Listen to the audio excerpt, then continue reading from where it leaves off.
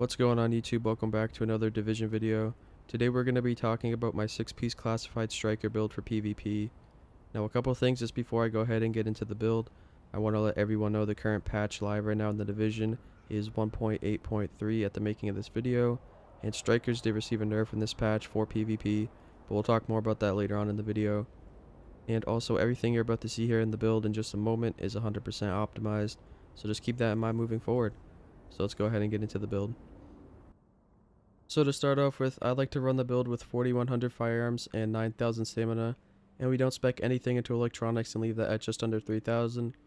Now the reason I like to run this build with 9000 stamina is because it did receive a nerf in this patch like I said earlier in the video, and what that nerf did to the gear set is basically in any PvP setting such as Dark Zone, Skirmish, or Last Stand, you can no longer earn stacks as fast, and the 6-piece bonus no longer heals you as effectively with those stacks up as it used to in previous patches.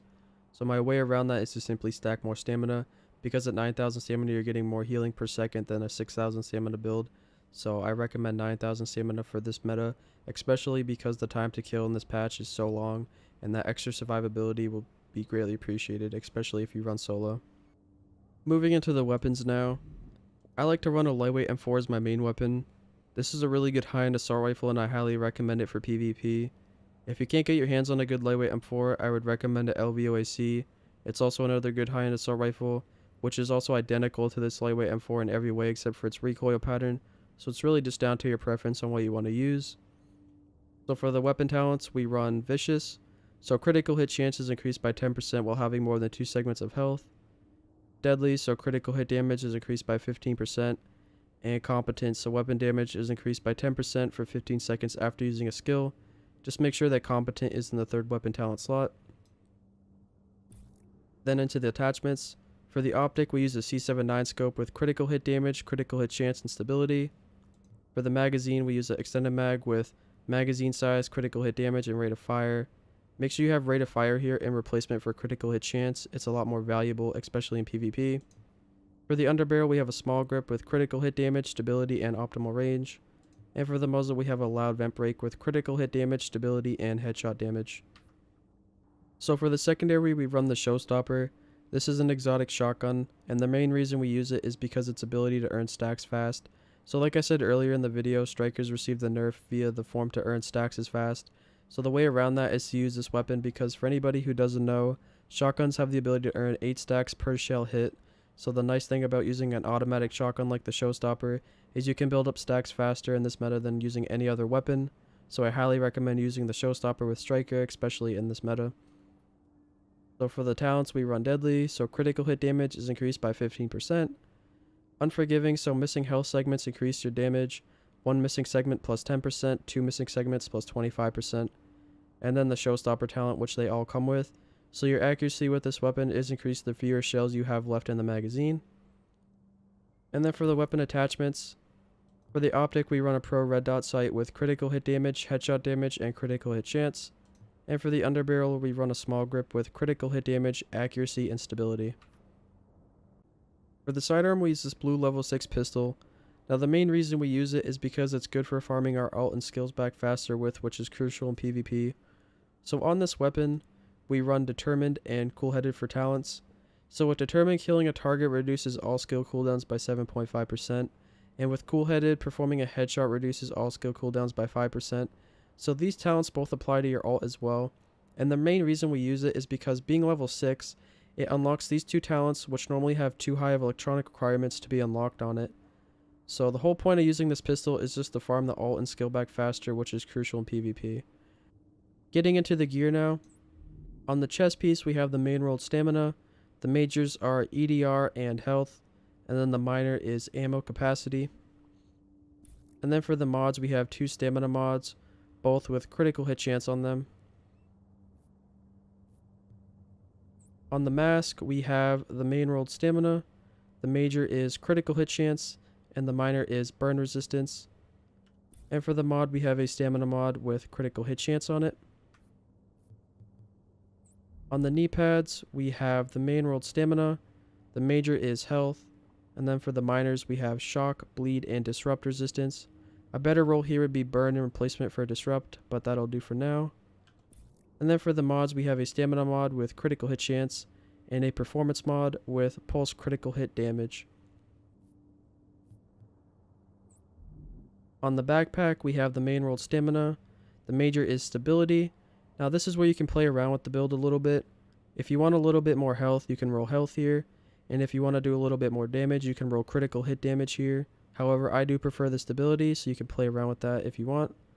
And then for the minor, we have ammo capacity. And then for the mods, we have a stamina mod with critical hit chance and 2 performance mods, both with pulse critical hit damage.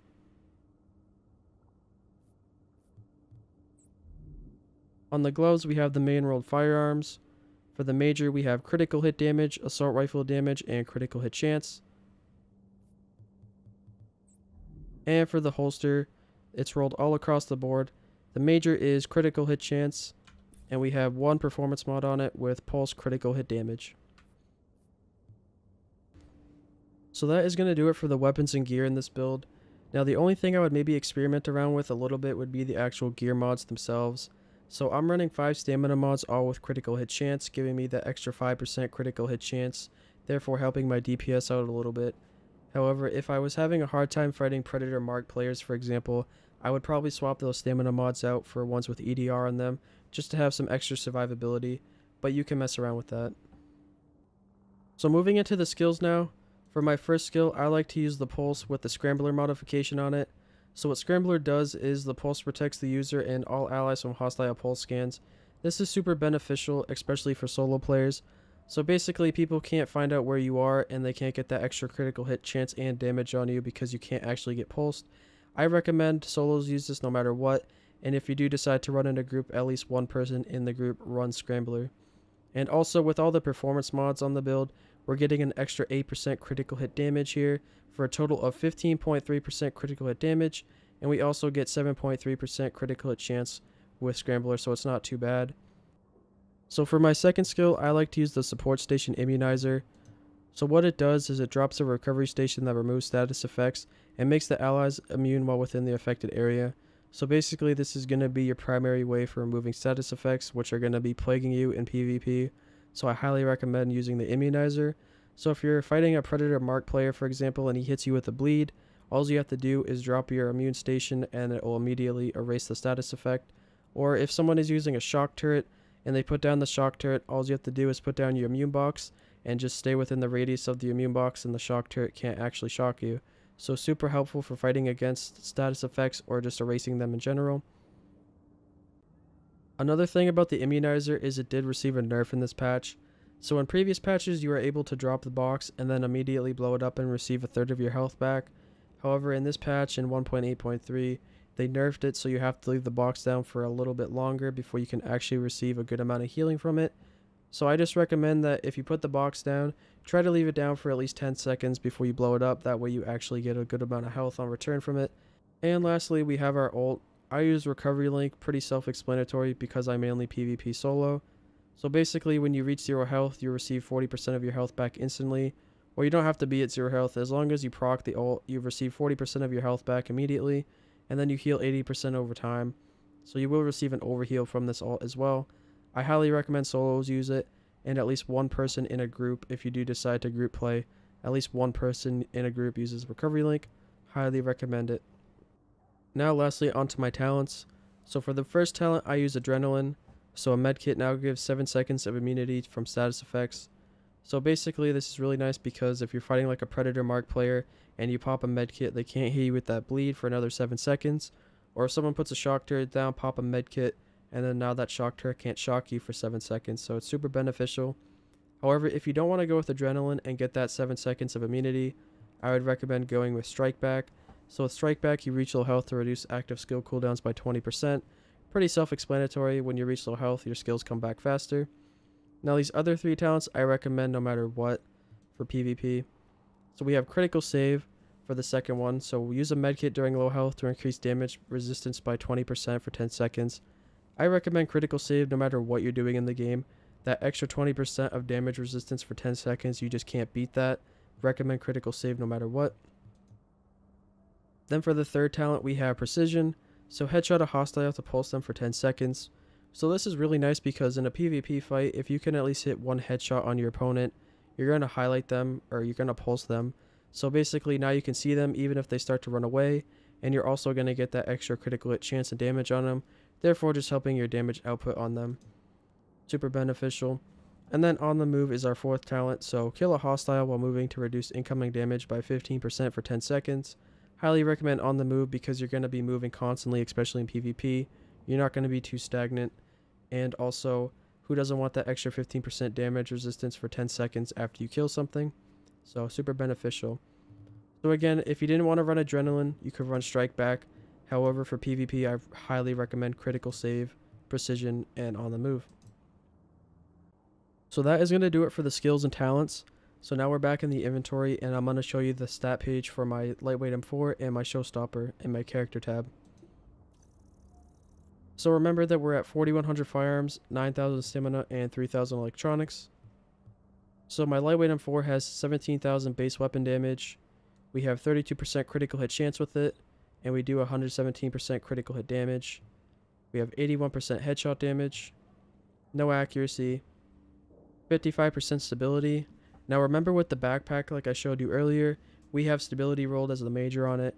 However, if you want to do a little bit more damage, you can roll critical hit damage there. Or if you want to have a little bit more health, you can roll health there. I prefer the extra stability though, and that bumps our total stability up to 55%, which is a very respectable amount.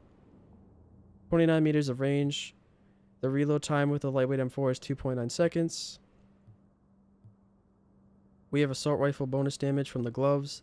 Now a helpful tip that I didn't say earlier about the gloves is make sure you just have one type of weapon damage on the glove and you free up those other two slots for critical hit chance and damage. You don't want to have two types of weapon damage on your gloves. We have 39% enemy armor damage. Most of this comes from the actual set piece bonuses themselves, so don't worry about that. Threat doesn't matter. Nothing tapped into skill power, so no skill haste and no signature skill resource gain. So survivability, this is where the build shines. We have 624,000 toughness with 415,000 health. Very, very respectable. We have 8,008 armor, which is the cap armor value. We mitigate 33.5% of weapon damage. We regenerate almost 21,000 health per second. So we have 11% exotic damage resilience with the build. So if you do want more EDR, like I said earlier in the video, you can swap out those stamina mods with critical hit chance and give up that total of 5% critical hit chance for an additional 12.5% EDR with the build if you really do want to. However, it's up to you. And then moving on, we have 33% bleed, no blind death, 17% burn resistance, no disorientate, 33% disrupt resistance. Now it'd be nice if we could get a little bit of that disrupt resistance from the knee pads to go over to burn, but it's good. It's all fine. And then we have 33% shock resistance. And then nothing in exploration matters to us. So I just showed the character tab for the Lightweight M4, so now I'm going to swap to the Showstopper and just quickly show those stats. So I'm just going to show the weapon stats because that's all that really matters. So the weapon damage is 8,025, but remember that this weapon shoots multiple pellets at once. Critical hit chance is 22%. Critical hit damage is 94%. Headshot damage is 66%. 2% of accuracy, 50% stability, 14 meters of range, and the weapon takes 2.5 seconds to reload. And that's all that's important with the Showstopper. So that is going to do it for the video today. I hope you did enjoy. If you did, be sure to leave a like on the video and leave a comment below letting me know what you think. And if you did make the build or already have the build, be sure to let me know what you guys think of it and how it actually performed for you. So that is going to do it for me. I'm going to switch over to a quick gameplay of me using the build just to end the video off. But yeah, just make sure to like, comment, subscribe, and I'll catch you in the next one. Peace out. Have a good one.